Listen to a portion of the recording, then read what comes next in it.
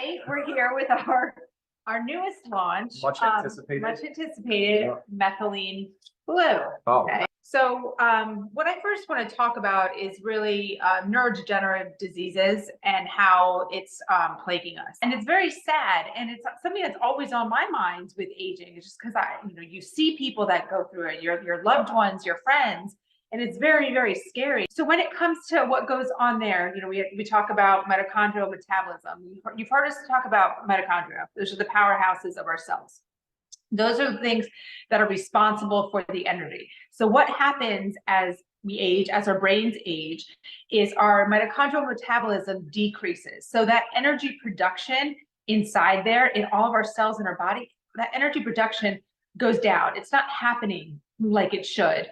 And that leads to, for simple cases, just memory loss, lack of focus. Sure. But then obviously our extreme cases, our dementia, our Alzheimer's, which Parkinson's, all very, very, very prevalent and again, scary. Yeah. So the goal is to take supplements, do things helpful for our body, lifestyle medicines that can prevent that from happening, that can come in and jump into that mitochondria and help that energy production. It's like your electron transport chain, but I know that's getting a little technical. And that's the goal with this. And that is really the goal with Methylene Blue. When you start seeing the signs of aging and the signs of disease really start to set in, it's a mitochondrial-based disease process. And it seems like that's really where most of our anti-aging experts and longevity pioneers were really putting a lot of effort into this category. This came up with Lisa and I as we're talking. Do me a favor and be aware of your searches, your internet searches. You will find stuff out there that is not accurate. There's a lot of misinformation in this topic. Methylene Blue has been around for over a century, probably 150 years or so. It was originally developed as a synthetic dye. It is in the form of a salt. It later was found, because the way that it was being used to dye slides and for microbiology, that they identified that it was killing viruses and bacteria. And eventually it was used as a treatment for malaria. So widely known for treating malaria. Scientists then started to really study this molecule significantly. I think the World Health Organization still has it listed as an essential medicine. It readily crosses the blood-brain barrier. It goes quickly across. But by doing so, it really gets right into the brain and the spinal column. How does Methylene Blue work? Well, primarily because the way that it's still being used today to treat like cyanide poisoning and carbon monoxide poisoning, this has the ability to increase the amount of cellular respiration in the brain. So it carries more oxygen. Within the mitochondria, there's a process called the electron transport chain. This is the chain that transfers energy, and it does so by using electrons. So that's its part in regulating and helping to supplement the mitochondria. To produce more energy.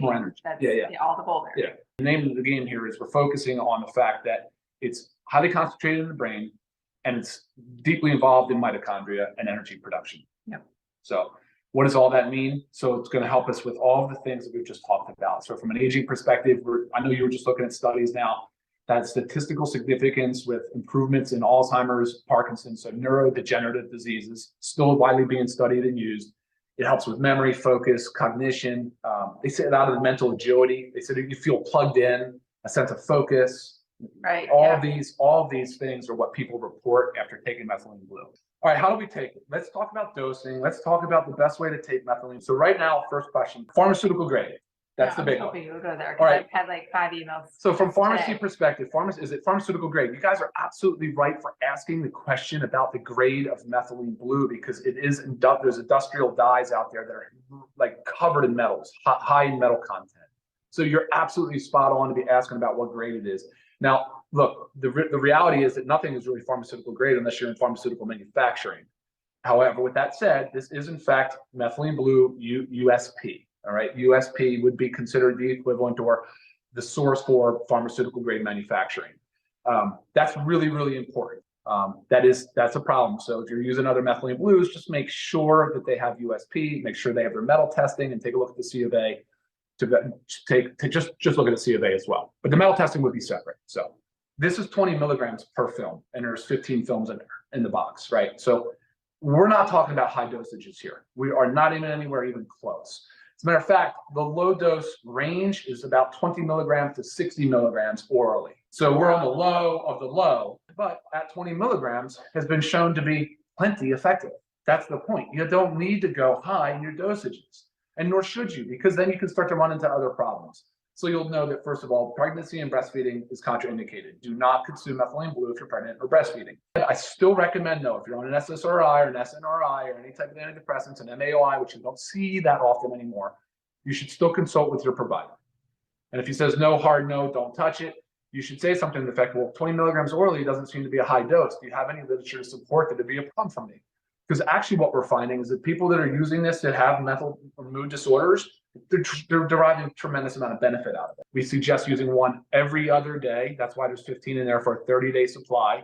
And if you want to take it 15 days straight in a row, you can do that as well. If you want to take it for 2 months straight in a row, you can do that as well. But my message, and Lisa I think agrees, is that we're actually trying to help you restore the normal function of your mitochondria. And this is one part or one, say, like tool in your belt to help you do that. Right. So like, say, I know I've had the question, like, can you just take one when you need a little bit of mood enhancing? Yeah. So one here, one there, one there. Sure, you can. But again, the goal is to get that mitochondrial functioning properly to prevent that mitochondrial metabolism, the decrease that happens as our brains age. So it's just like when you take supplements on a regular basis. It's, you're not just taking your vitamin D one day here because you didn't maybe get outside enough. You're taking it to maintain a level. So there's a purpose. Methylene blue is good in fasting. I don't think it over. I would not recommend this later in the day near bedtime. It doesn't make sense to me. I like it first thing in the morning. Because it does. Yeah. There's another part to this. I would like for you guys, if it's possible, once you take methylene blue, you can go out and seek natural sunlight. And by doing so, it actually increases this, it provides like a synergistic response to the mitochondria. It can actually help sort of provide more ATP and increase the mitochondria. Right. And if you don't have sunlight, I have had this question a lot. If you have any form of red light therapy access to in your home or in, a facility, it doesn't have to be a lot, right? Like No. It could just be 10 minutes, a lot, max. but it doesn't have to be full body. I No. mean, you could just have a little bit of, Couple there's pounds, handheld little red light things for people use for, pain and stuff. Definitely check that out. Within 30 minutes of taking it, go out, you can get 5, 15, 20 minutes of sunlight, just exposing your skin to it. And I think that's good for us as a whole anyway. I'm just going to throw out the price there because to me, this is crazy. For members, it's only $12.95. So 30-day supply of methylene blue for $12.95.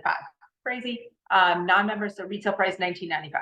Let's talk a little bit about how maybe the blue. Yeah, it's on my tongue. Okay. I had mine this morning. Yes, and so did I. So I'm going to show you how ours is different because we're still experimenting a little bit. So I'm going to show you mine. Oh, not bad. Really not Just much. my very back. So what I did is I took the film, horizontal.